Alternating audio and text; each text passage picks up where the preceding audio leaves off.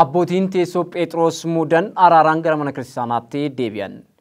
Eebbifamoon Abuuna Saawiroosii fi akkasumas eebbifamoon Abuuna Diyoosqoroos hospitaala Naaziraawii daawwatan. Yaadannoo wangeelaa fi yaadannoo hayyootaa mata duree jedhuun yaa'iin guddaa akka biyyattiitti qophaa'uuf jedhame. Hojii gaggeessaa haarawaa televezyiinii OTCT fi sirni simannaa OA gaggeeffameera. Leenjii sirna qindeessummaa irratti biyyoota lallaba shawaa lixaatti leenjiin kennamaa jira jedhame. Mana lallaba shawaa ba'aatti hojii gaggeessitoota haaraadhaa fi sirni simannaa godhameera. Ashama harka fuunee kabajamtootaa fi jaallatamtoota daawwattoota keenya biyya alaa fi biyya keessa kan jirtan bakka jirtanitti nagaan Waaqayyoo isiniif abaayatu kun oduu sa'aatii kanaa kan mana kiristaana Ortodoksii Tawaahidoo gama televezyiinii OTC afaan Oromootiin isiniif daddarbaa jirudha. Oduuwwan waliin Allaayika Wongeel Zeenaawii Xibab Aayiluu Ayyalaati amma qophii kee xumuraatti nu waliin tura. Abbootiin teessoo Phexros hundeessan shanan keessaa abbootiin sadii dhiifama mana kiristaana Ortodoksii Tawaahidoo gaafachuudhaan deebi'aniiru jedhame. Abbootiin kun sadanii dhimmoota tajaajila afaanii babal'isuudhaan wal qabatee amajjii 14 bara 2015 mana kiristaana Ortodoksii Tawaahidoo keessatti muudamanii kan turanii ala ta'uu dhimma wal dhabdee tokko irraan kan ka'e teessoo Phexros muuduudhaan socho'aa akka turanis ni beekama. Haa ta'uyyuu malee adeemsi fi sochiin kun tokkummaa mana kiristaanaa fi akkasumas tajaajila afaanii gufachiisuu waan danda'uudhaaf amajjii 16 bara 2017 mana lubummaa waliigalaatti argamuudhaan eebbifamummaa fi qulqullummaa isaanii Abuuna Maatiyaas Paatriyaarkii dursa Phaaphaasota Itoophiyaa qondaala Phaaphaasii Aksum teessoo Takla Hayimaanoot biratti argamanii mana kiristaana Ortodoksii Tawaahidoo biyya Itoophiyaa fi kiristaanota hunda dhiifama gaafataniiru jedhame. Oduu dabalataa Diyaaqoon Taaddasee Dejenee akka itti aanutti dhiyeessa.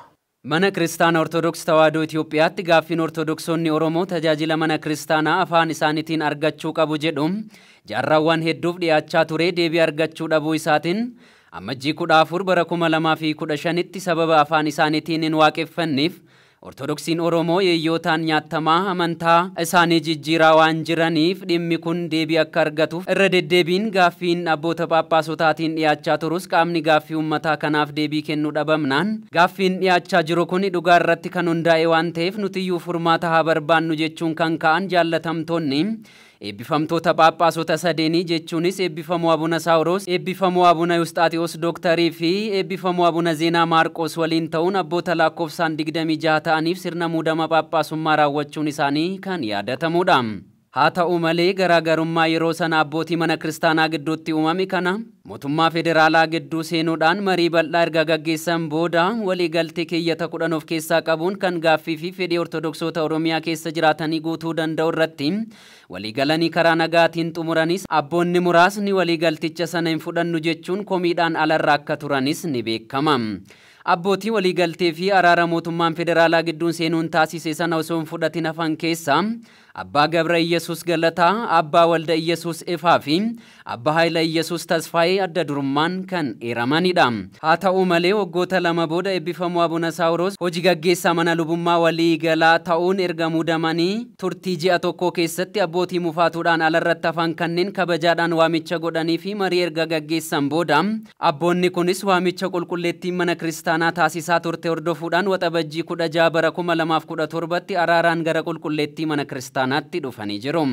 Abboonni kunniinis akka ibsanitti nuti dhugaa tajaajila hafuuraa malee ergama biraa hin qabnu tajaajila afaan Oromootiif iddoon kenname ni hojjetama taanaan tokkummaa mana kiristaanaa kabajnee tajaajila barbaachisaa ta'e amantootaaf ni kennina jedhaniiru. Akka abboonni kun ibsanitti tajaajilli mana kiristaanaa keenya afaan amantoonni dhagahaniin barachuu dhabuun isaanii Ortodoksoota naannoo Oromiyaa jiraniif barumsi gahaan waan hin jirreef yeroo yerootti amantoonni shakkitootaan fudhatamaa jiru jedhan. Haalli kun immoo nuyi abboota adaraa waloota eeguu ofirraa qabnuuf dhiphina guddaa waan nutti uumeef tajaajila afaan Oromoo irratti ciminaan hojjechuuf murteessinee kaanus karaa adda addaatiin maqaan nuuf kennamaa ture garuu kan biraati kan jedhan yoo ta'u Kana booda garuu gara fuula duraatti maqaa wal balleessuu fi walirratti ka'uu dhiisnee waliin taane mana kiristaanaa keenya ni tajaajilla jechuun rakkoo kanaan dura uumameef dhiifama gaafatanii jiru. Abboota kanneen sadeeniifis eebbifamuuf qulqulluun Abuna Maatiyaas simannaa baga nagaan dhuftanii erga taasisanii booda abboonni hafanis akka dhufanii fi gara fuula duraatti rakkoolee jiran waliin taane tajaajila amantoonni argachuu qaban karaa nagaa fi tasgabbii qabuun mari'achaa tokkummaa mana kiristaanaa ni mirkaneessina jedhanii jiru. Dabaluunis guyyaa har'aa kana isin dhufuu keessanitti qulqulleettiin mana kiristaanaa gammachuu guddaa argatteetti erga jedhan booda dhimma abbootii kanneenii kana duuka bu'uudhaan hordofanii karaa nagaan akka xumuramuuf aarsaa kan kaffalan hojii gaggeessaa mana lubummaa waliigalaa fi hangafa Phaaphaasii biyya lallaba kibba lixaa Shawaa fi magaala Shaggar kan ta'an eebbifamuu Abuna Saawuroosinis baga gammaddan jedhanii jiru. Mariin kun kan gaggeeffame mana lubummaa waliigalaa teessoo Paatriyaarkiitti yoo ta'u abboota kana jaalalaan kan simatan qulqulluuf eebbifamuu Abuna Maatiyaas dabalatee hojii gaggeessaa mana lubummaa waliigalaa hangafa Phaaphaasii biyya lallaba kibba lixaa Shawaa fi magaala Shaggar eebbifamuu Abuna Saawuroos akkasumas barreessaa olaanaa qulqulluu Sinodoos kan ta'an eebbifamuu Abuna Diyoosqoroosii fi dureewwan Phaaphaasotaa dabalatee abboota sadan kanaaf simannaan taasifamee jira. Eebbifamuun Abuna Saawuroos hojii gaggeessaan mana lallaba waliigalaa fi Phaaphaasiin manneen lallaba kibba Shawaa lixaa fi mana lallaba Shaggar ajajaa onaaloo kawaala hirkattootaa Da'oo Fayyisaa Addunyaa akkasumas immoo eebbifamuun Abuna Diyoosqoroos barreessaan olaanoo yaa'ii guutuu Sinodoosii waggoota dheeraadhaaf cufamee kan ture hospitaala Naaziraawii daawwatan. Hospitaalli kunis kutaa magaala Araadaa naannoo kawaala qulqulleettii qulqulloota Maariyaamitti kan argamu ala ta'uu hospitaala seena qabeessa ta'ee fi baroota dheeraadhaaf tajaajila kennaa kan ture waggoota dheeraadhaaf cufamuun isaa gadda isaanitti dhaga'ames ibsanii tajaajilli kun itti fufsiisuu akka qabuu fi hospitaalli kunis banamee tajaajila mana kiristaanaa fi kiristaanotaaf akkasumas biyya keenyaaf kennuu qaba ala jedhan hojii gaggeessaan mana lallaba waliigalaa fi Phaaphaasiin manneen lallaba kibba Shawaa lixaa fi mana lallaba Shaggar ajajaan olaanoo kawaala Da'oo hirkattootaa Fayyisaa Addunyaa Abuna Saawuroos dubbataniiru jedhame. Kan gabaasee kutaa sabquunnamtii uummataa mana lubummaa waliigalaati. Kabajamoo Dr. Akaala Waldi Tasammaa hojii gaggeessaa televezyiinii OTCT fi sirni simannaa OA godhameef.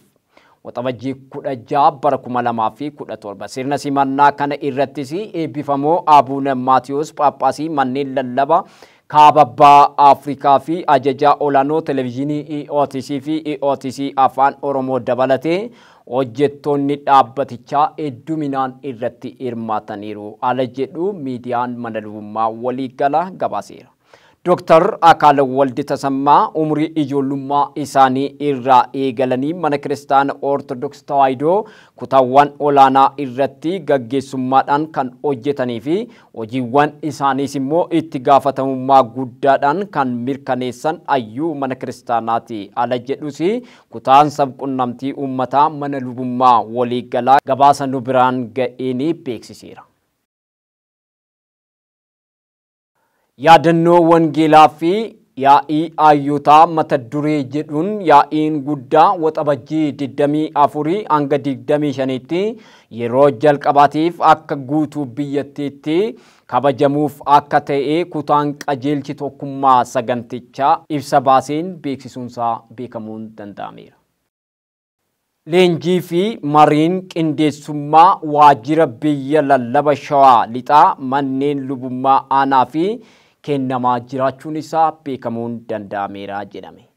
Leenjii kana irrattis hojii gaggeessitoota aanaalee bulchitoota kawaalaa fi qaamoleen dhimmisaa ilaallatu hundi irratti hirmaataniiru.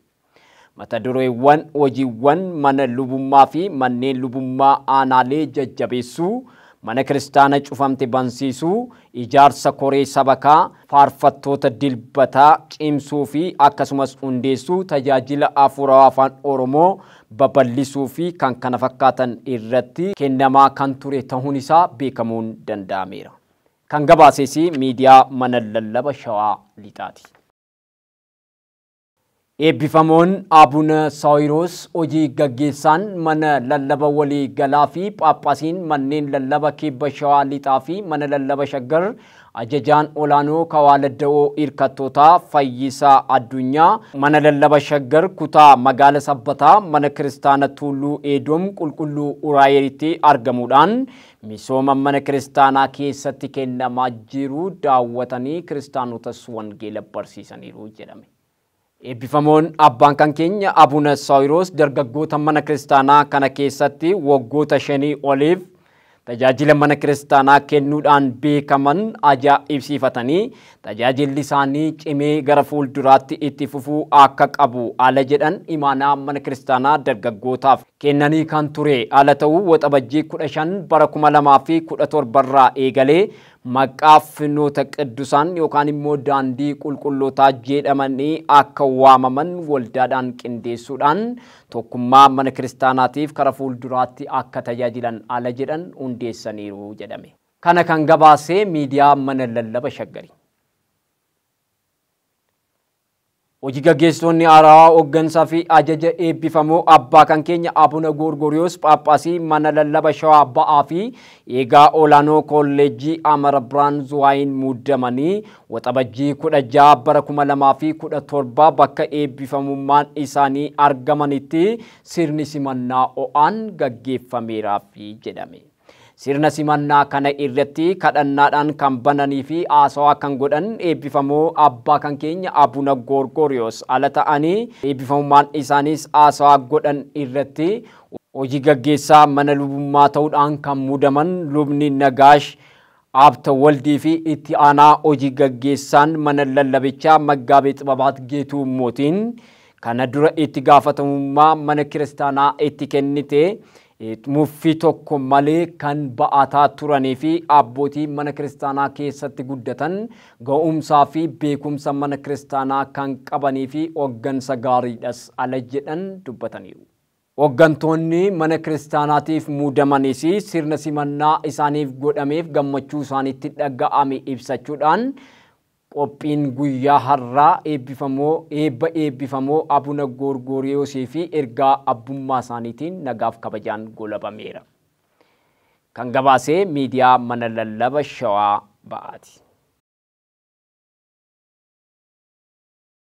Eebbifamoon Abuna Eelsaa Phaaphaasiin mana lallaba Sumaalee waxabajjii 15 bara 2017 mana lallaba Sumaalee mana kiristaana dursa Kawaalotaa Dabra Mawwii qulqulluu Mikaa'elitti argamuudhaan gamoo abbaa darbii 5 manni kiristaanichaa ijaarsisaa jiru daawwataniiru. Eebbifamoon Abuna Eelsaan tokkummaan kiristaanotaa fi jaalala mana kiristaanaatiif qaban ajaa'ibsiifatanii tokkummaan kiristaanotaa cimee akka itti fufuu qabus ergaa abbummaa isaanii dabarsaniiru jedhame. Kan gabaasee miidiyaa mana lallaba Sumaaleeti. Oduun sa'aatii kanaaf qabannee isiniif dhiyaanne asirratti xumurreetii jirra. Qophiin televezyiinii EOTC Afaan Oromoo itti fufaa. Nagaan Waaqayyoo bakka jirtanitti nu waliin haa ta'u.